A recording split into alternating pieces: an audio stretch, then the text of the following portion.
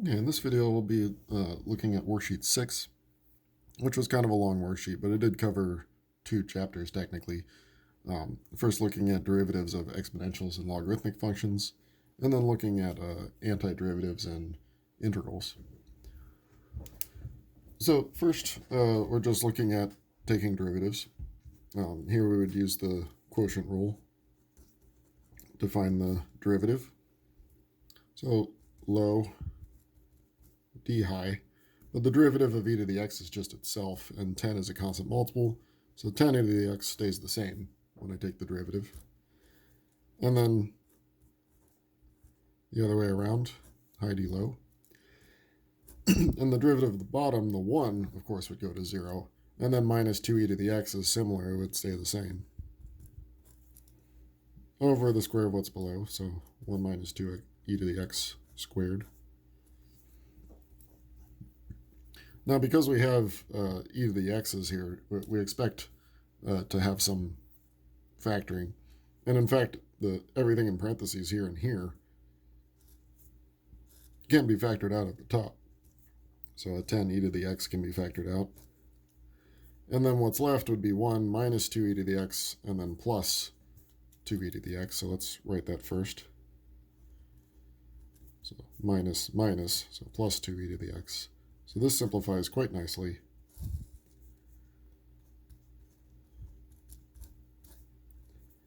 Since this would cancel out, and 1 times anything is itself. So we just get the 10e to the x on top, and then 1 minus 2e to the x quantity squared in the denominator. Our next one uses property of, or the chain rule property for exponential functions. So if you have e raised to a function, the derivative partially stays the same. Well, 3 is a constant multiple. And then e to the x squared plus x would stay the same, but we multiply by the derivative of the exponent. So that would be 2x plus 1. And there's not really much more to do here, so I'll just leave it like that.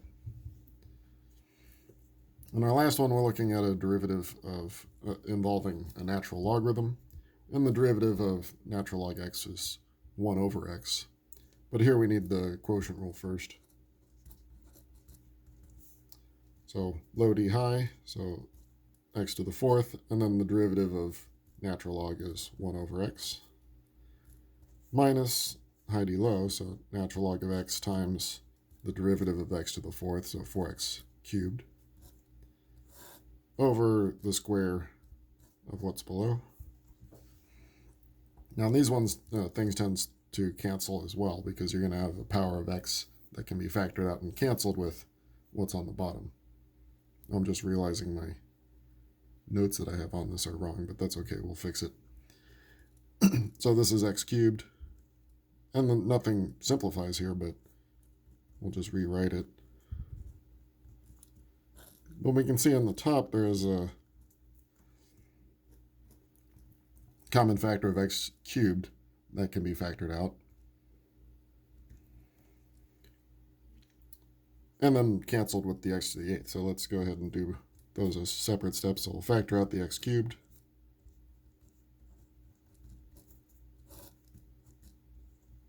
And then we can cancel out 3 of these, so we're left with x to the 5th in the denominator. So 1 minus 4 natural log x over x to the 5th.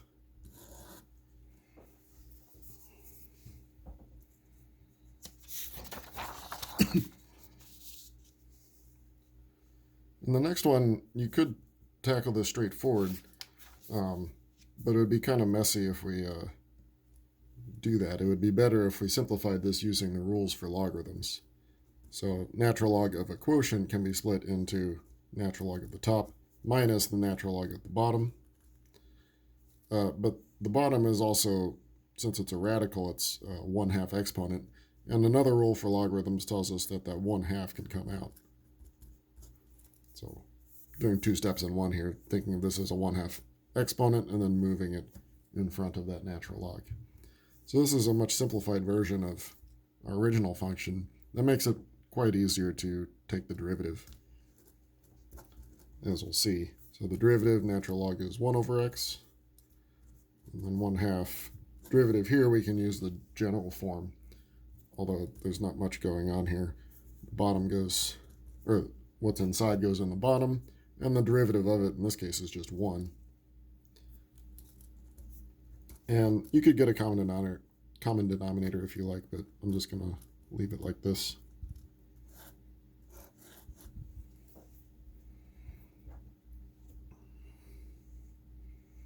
All right, this next one is a bit tricky, but we'll get through it. The idea, again, to sketch this, finding the first and second derivatives, you're definitely going to want to factor at some point before you set anything equal to 0. So, but our first derivative will need the product rule. So x cubed times the derivative of e to the minus x, which would be minus e to the minus x, plus, and then the other way around, e to the minus x, times the derivative of x cubed is 3x squared. And there's a lot that can be factored out here, because there's an e to the minus x in both terms, and there's a power of x, x squared, that we could factor out of both. So if we factor both of those out, we're left here with a minus x and a positive 3. And this is easier to set equal to 0 because it's completely factored. So the x squared would give us x equals 0. Notice the exponential part never gives us anything when we set it equal to 0, so that's left alone. And the minus x plus 3 gives us x equals 3. So we have two critical values. We don't know if they're maximum or minimums yet, and we'll find out by taking the second derivative. Now, for the second derivative, what I did to make life a little bit easier is I put this x squared back in so that we'd have e to the minus x cubed plus 3x squared, and then did the product rule from here. So it's a little bit nicer if you sort of separate the exponential part from the polynomial part before you take another derivative. So now our second derivative, again, using the product rule, with the e to the minus x being the first and this polynomial being second, you get e to the minus x, 6x minus 3x squared. Oh, I switched the order. That's fine. So I put that here and this one here. Plus, and now this, I switched the order again, so just to make it look a little nicer. So this times the derivative here again would be a minus e to the minus x.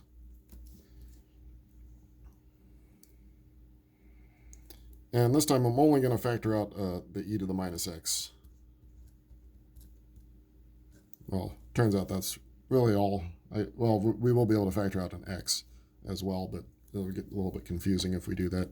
So we want to combine this together and not forget this negative sign, so that's going to switch both those signs. So we end up with 6x minus 6x squared. That's putting these two together. And then plus x cubed. And then we'll finally factor an x out. So x e to the minus x, 6 minus 6x plus, x squared.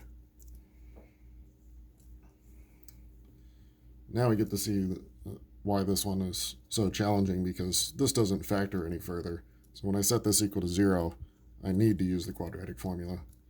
We do get x equals 0 as 1 from this one. The exponential part is never 0.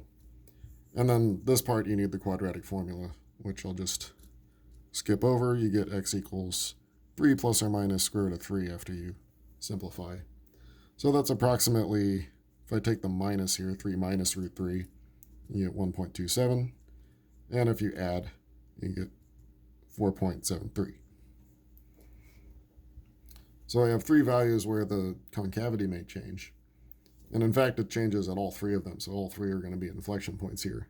I'll do a little chart. So we have 0. We have one of these, 1.27. And then we also have 4.73. And this is how the concavity changes. It's negative, and then it goes to positive, it's back to negative, and back to positive.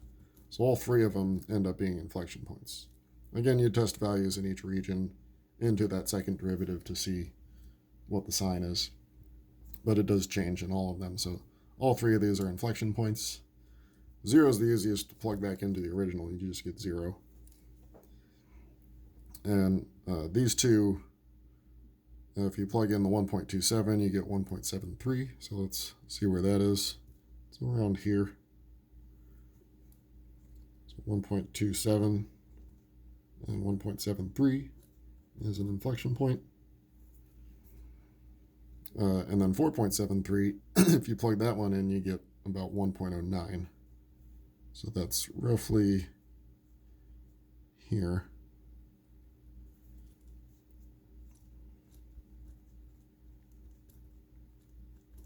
So that's also an inflection point. And then 0, 0, of course, is our third inflection point. And we've also discovered that 0 was neither a max or a min. It ended up being an inflection point. But 3 is in between here. So you could have used that as your test point just to see what that is.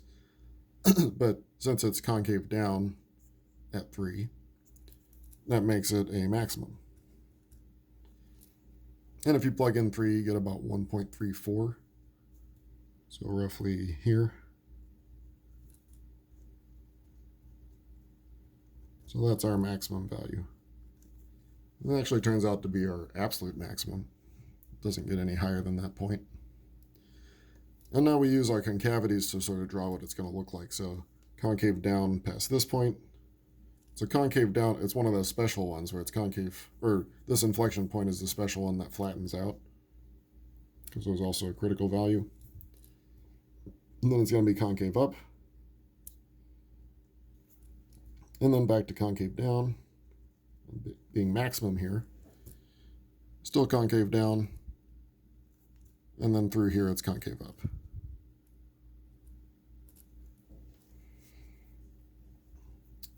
And there is an asymptote with this one, although I didn't expect you to get it, because getting that asymptote requires a little bit more calculus than we cover in this class. But as x goes to infinity, it does, because of the exponential part, it goes to 0. So there is an asymptote, horizontal asymptote, at y equals 0, but I didn't really expect that part, just the inflection points and the maximum, and drawing the correct concavities throughout is what I expect to see. Yeah, this one ended up being super challenging, so I wouldn't expect one quite this hard on the final exam.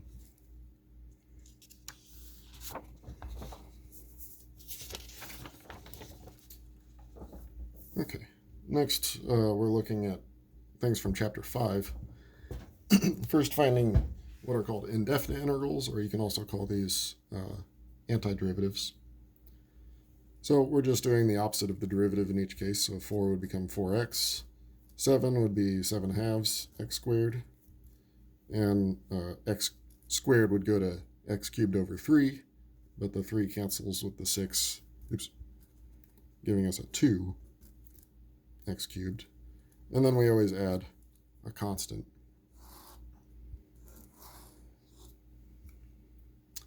For the next one, we don't have quotient rules for antiderivatives, so we want to first distribute this. So this would be 2x to the 4th over square root of x, we'll call x to the 1/2, and then minus 1 over x to the 1/2. So let's simplify here first before we take the antiderivative. So here we'd get 4 minus 1/2, which is 7 halves. So 2x to the 7 halves. And then moving this up, we have x to the minus 1/2. And now we're ready to take the antiderivative. So we add 1 to the exponent. That would give me x to the 9 halves. And then you divide by 9 halves or multiply by 2 ninths. Oops. And we still have this 2. Don't forget this 2. And then we add 1 to this exponent, bringing us to a positive 1/2. And then we divide by that 1/2 or multiply by 2. And we still have a constant that we want to add. And so final simplifying here, we can write this as 4 ninths. If you really wanted, you could say this is square root of x to the 9th. But leaving it as 9/2 is fine. And then here, this is fine to change the square root.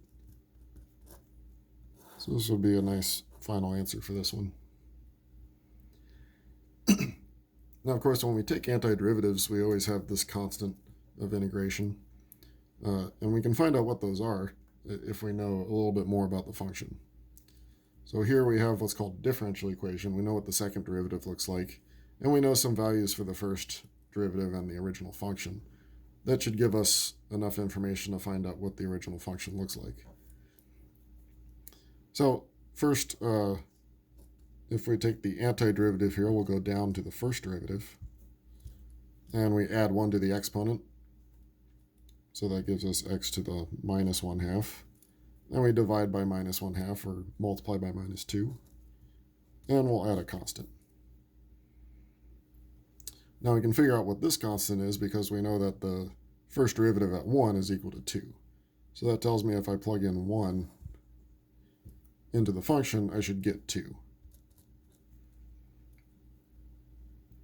So if I plug in 1, so minus 2, I'll write this as 1 to the minus 1/2 and plus c.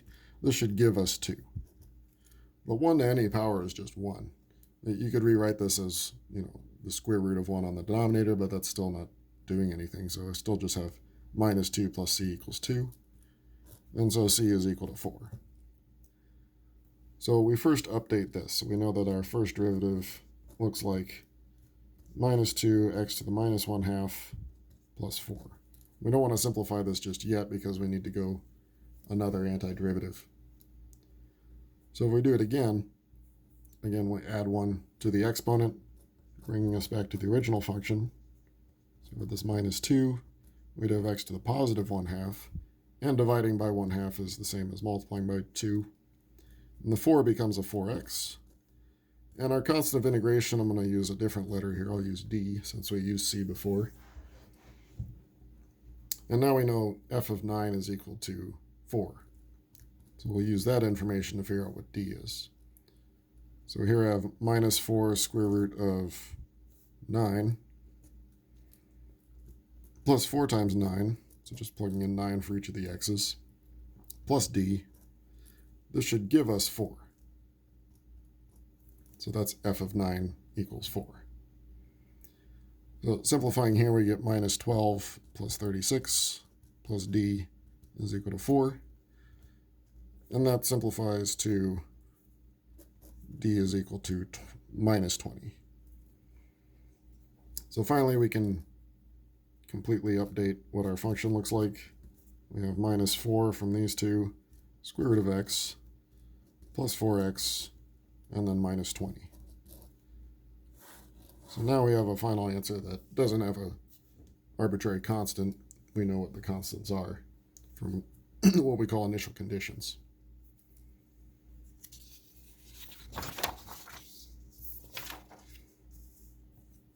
Okay, next we use what's called the fundamental theorem of calculus to find the area in between two curves. So we first need to know where these curves intersect each other. So we need to know where they're equal. So 8 minus x squared, we want to know when this is equal to x squared. And this is not too bad to solve. Add the x squared over, divide by 2, take the square root. We get x is plus or minus 2. So our bounds for our integration are going to be from minus 2 to 2. And we need to know the order that we're going to subtract in. But in this case, it's not too bad to understand. You could plug in a number in between minus 2 and 2. That would give you 8 for this one, 0 for this one. So we know this one's on top. But we'd also know that if you just remember that this is a parabola opening down and this one's opening up, so this one has to be on top.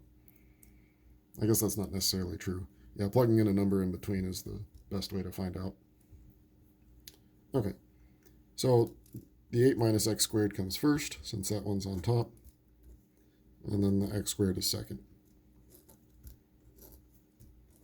Now, if you subtract in the wrong order, you'll get a negative number as your answer, but it's the negative of the correct right answer. So at the end of this, when you're finding the area bounded by two curves, you're always going to get a positive number So you can always check yourself that way if you made a mistake. So this is, let's simplify first. We have 8 minus 2x squared. And now we integrate.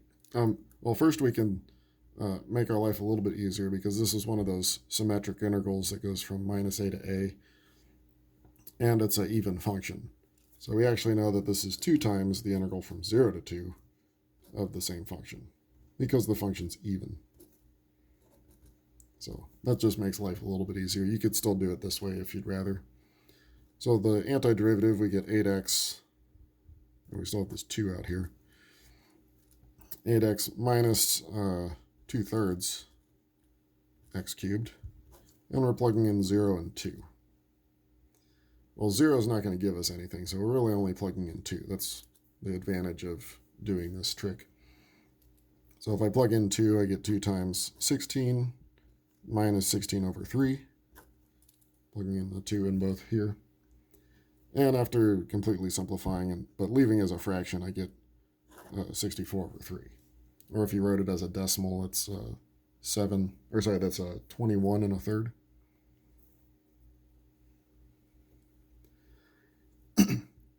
Next, we're going to look for, look at an application of finding this area between two curves, the consumer and producer surpluses.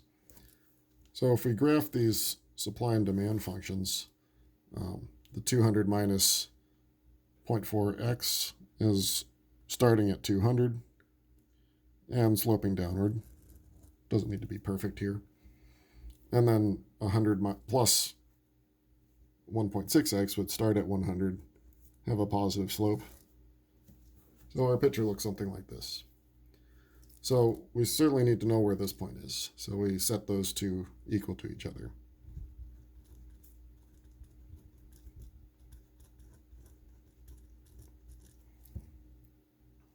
Okay, so we bring all the x's to one side, bring this over, we get 2x, bring the constant over, we get 100, and so x is equal to 50. So that means when x equals 50, they cross. But remember, in these problems, we also need to know what the y-coordinate is going to be because we need to know the areas of these two triangles. So the y-coordinate is, you plug in 50 into either of these, you get 180. So they cross when y is equal to 180. Of course, not quite to scale, but it doesn't matter. So the upper triangle, or the area here, is the consumer surplus. So we don't really need calculus for this problem. We can just use the area of a triangle as 1/2 base times height. The base is 50, and the height is 20. So that comes out to be 500. So consumer surplus of $500. Producer surplus is the bottom triangle here. Or in general would be the area between this line and whatever curve you have there. But it's a triangle, so 1/2. Base again is 50, but the height this time is 80. So this comes out to be 2,000.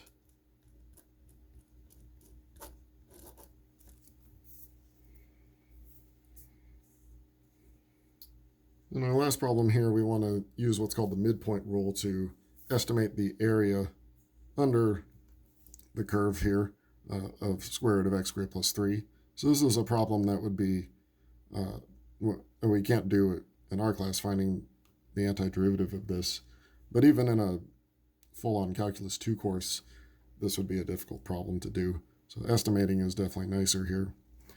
We want it on this interval from -1 to 1. So our delta x is the difference or the size of this interval, so 1 minus -1, divided by the number of subintervals we want. In this case, it's 2 over 4 or 1/2. So that's our delta x when we set up the Riemann sum. But let's take a look at our interval anyway. So we're going from -1 to 1. So if we split it into 4 subintervals, we're cutting in half twice. So here's 0, here's -1/2, Here's 1/2. So that's what the 4 intervals look like. But we're using the midpoint rule, so we need the midpoints of these intervals. So this would be -3/4, -1/4, +1/4, and then 3/4. So these are the 4 numbers that we'll plug into the function to use the midpoint rule. So it'll be f of -3/4 plus f of -1/4 plus f of 1/4 plus f of 3/4. So each of those midpoints we plug into the original function. And then delta x comes on the outside, so we, at the very end we'll multiply by 1/2. So if you did this, plug in each of these, you get approximately, I'll just put a bunch of decimal places here to be extra careful. We get 63746.